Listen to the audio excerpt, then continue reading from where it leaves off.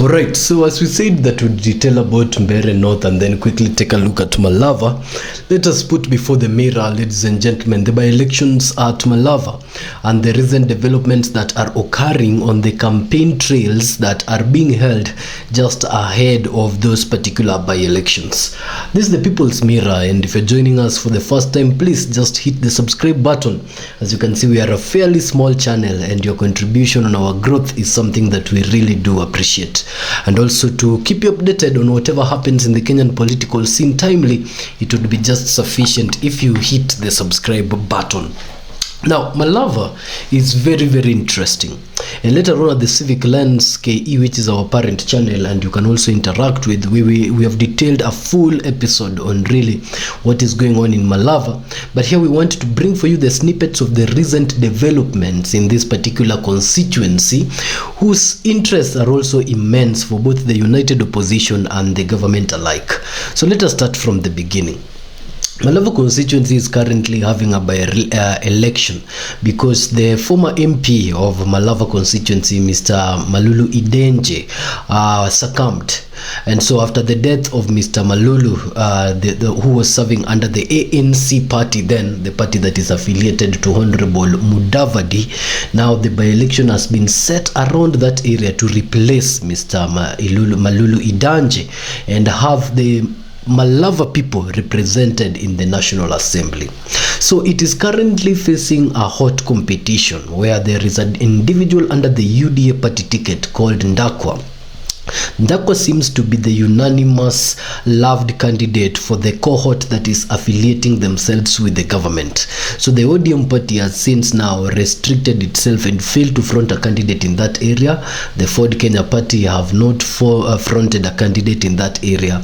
ANC no longer exists. The members of the ANC have now joined UDA, and other members have formed a party called DNA, and neither the ANC or the DNA party are fronting a candidate in this particular by-election. So unanimously, Honorable Mudavadi from the former ANC and the current DNA party, Honorable Moses Wasika Wetangula, who is the party leader of the Ford Kenya, and the members who are affiliated to the ODM in this region have unanimously supporting the UDA candidate, Honorable Ndakwa. For the ODM, you cannot say with certainty that they are in this arrangement to support Ndakwa, because certain members of parliament who are affiliated to the ODM party from this region, including Saboti, member of parliament, Saboti constituency member of parliament, Honorable Joe Amisi, are saying that this particular region will not go to UDA. And these infights are not just from the ODM party itself, even from the UDA party. The majority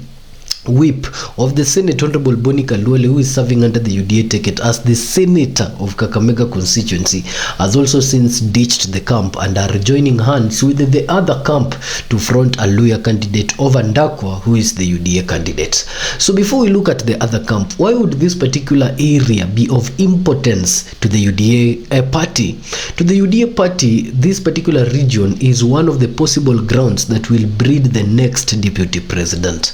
And so if the Mount Kenya resistance prove that they will not rally behind Honorable Kindiki Kithure, with the test ground being the Mbeere North by-election set for the 27th, then Ruto has an opportunity to look this other way in the western region and pick a deputy president come 2027. Of course, Honorable Senator Cheregeya said that even if the UDA government gets into any arrangement, two seats are not to be discussed. That is the seat of President Ruto and also the seat of Kindiki Kithure.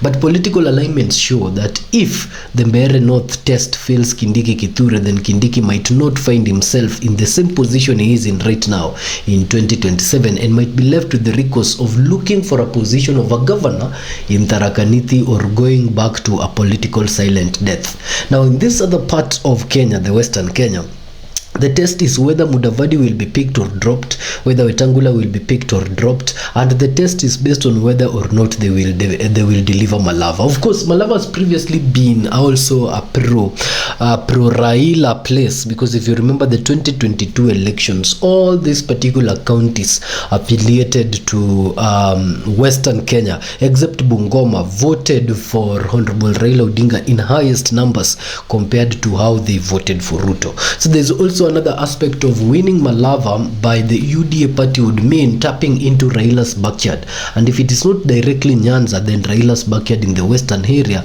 and inheriting that politically.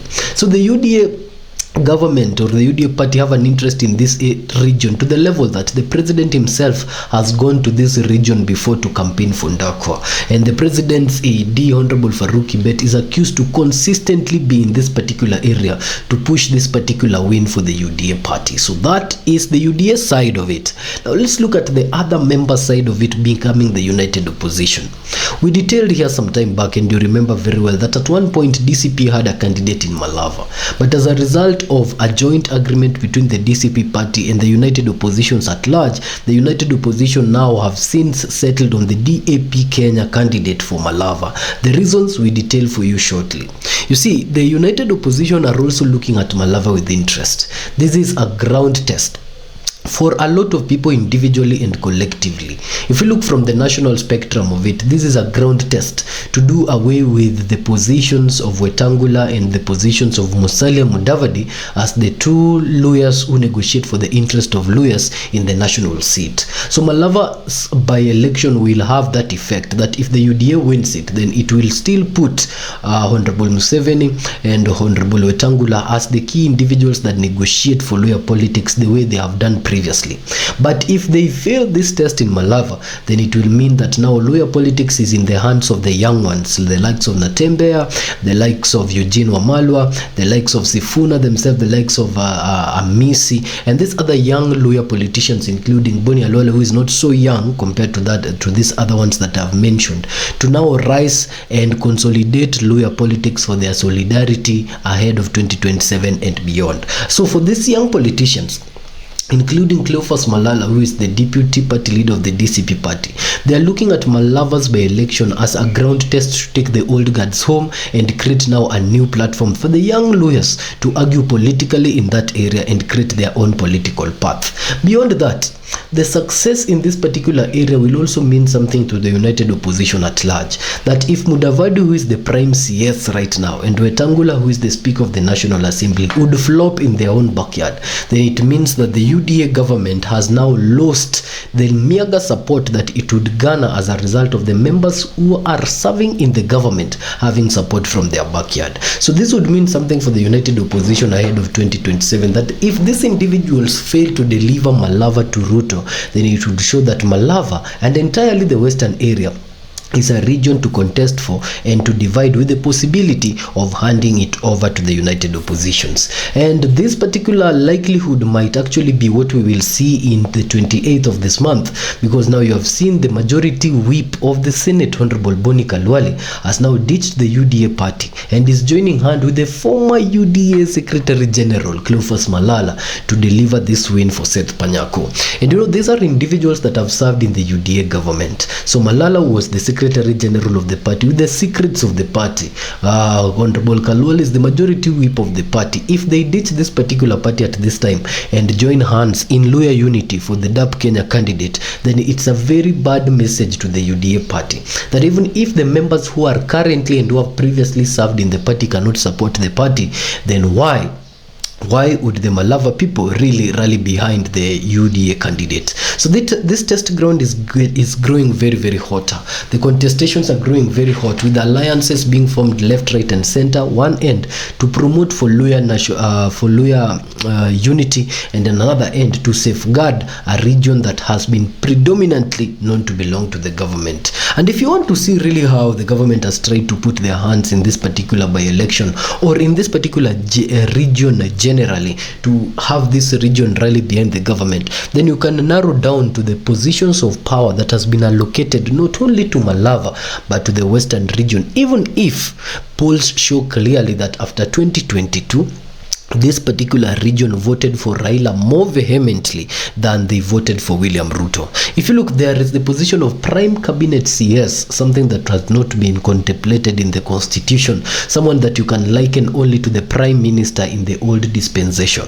And so this particular position has been reserved for one lawyer, Honorable Mudavadi, and Mudavadi performs it very well, following the doctrines of Ruto, just like a servant to a master. And then there is the position of the Speaker of the National Assembly. Assembly. Even in the United Opposition confines, positions like Speaker of National Assembly are things that are being discussed that would go to different principles. So it's always a very important position of power if a ruling party can have the person hampering the National Assembly belonging to that ruling party. So Honorable Wasika Wetangula, who has been actually accused of being not so a good speaker with, not just with his duties in the National Assembly, but with the fact that in certain times he has been seen, joining the government in what is called empowerment, is at the test ground on this particular by-election. So that particular position also went to the Luhya people.